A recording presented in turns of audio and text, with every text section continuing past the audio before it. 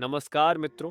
आज हम भगवान विष्णु के वामन अवतार की संपूर्ण कथा जानेंगे। महाबली कौन थे? भगवान विष्णु ने महाबली जैसे धर्म परायण, उदार और न्यायप्रिय राजा को क्यों धोखा दिया? महाबली ने स्वर्ग पर आक्रमण क्यों किया? पूरी कथा विस्तार से जानने के लिए वीडियो को अंत तक देखें। महाबली कोई साधारण राजा नहीं थे। उनका जन्म ऐसे परिवार में हुआ था जहां हिरण्याक्ष, हिरण्यकशिपु और भक्त प्रहलाद का जन्म हुआ था। महाराजा बलि प्रहलाद जी के पौत्र थे। हालांकि बलि ने असुर के रूप में जन्म लिया था, लेकिन प्रहलाद जी ने उन्हें सही शिक्षा देकर धर्मपरायण, उदार और न्यायप्रिय राजा बनाया। बलि भी भगवान विष्णु के सच्चे भक्त थे। राज सिंहासन पर बैठने के बाद उन्होंने अपने राजसी कर्तव्यों का बहुत ईमानदारी से पालन किया। उस संसार में उनके समान उदार कोई नहीं था। वे किसी को भी खाली हाथ नहीं लौटाते थे। बलि न केवल धर्मपरायण थे, बल्कि बहुत शक्तिशाली भी थे। उन्होंने अपने बल से तीनों लोकों पर विजय प्राप्त की थी।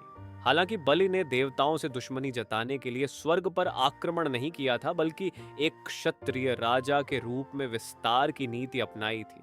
उसने कहीं भी किसी राजा या उसकी प्रजा पर कोई अत्याचार नहीं किया। लेकिन देवताओं का सिंहासन छिन्न जाने के बाद वे भगवान विष्णु की शरण में चले गए। भगवान विष्णु जानते थे कि बलि एक धर्मी राजा है, लेकिन इसके बावजूद उसने सृष्टि के नियमों के विरुद्ध कार्य किया। क्योंकि सृष्टि के नियमों के अनुसार पाताल दैत्यों का, धरती मनुष्यों का और स्वर्ग देवताओं का है।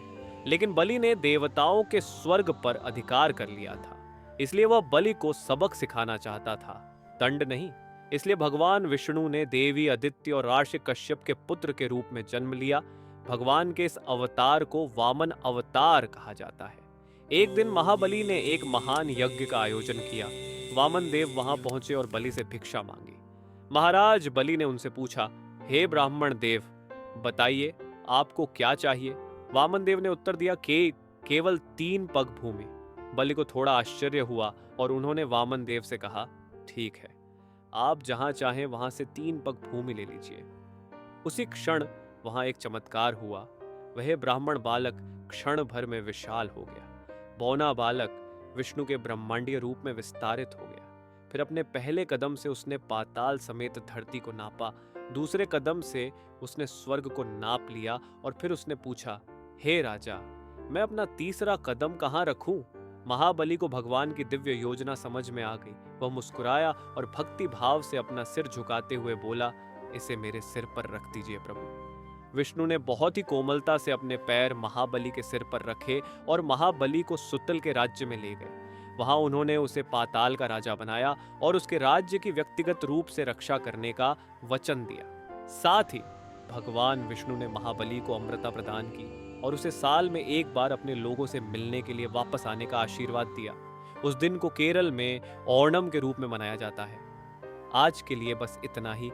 जय श्री कृष्ण।